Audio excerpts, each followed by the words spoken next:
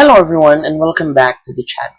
For today's video, I am going to teach you on how you can add a map in Google Sites. So, without further ado, let's begin. First, go to sites.google.com and log in to your Google account. Once logged in, we're going to start a new site, or we can click on some of the recent sites that we have been working on for the past few days. So I'm going to use this. And then, let's add a content block where we're going to put our map. Now, there are two ways on how we can do this.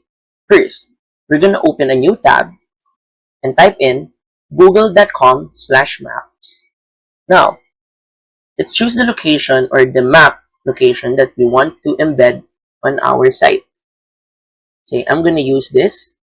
So, once you pick your location, click on Share, and then click on Embed a Map.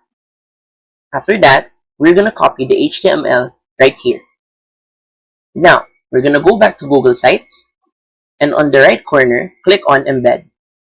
Then click on Embed Code. We're simply going to paste the HTML that we just copied earlier, and then click on Next. Then click on Insert. As you can see, the map location that we just copied earlier is now on our Google Sites. This is the first way. Another way to do this is to go to the right corner again and scroll down until you see this icon right here which says Maps. Click on it. From here, we're going to type in the location that we want to add.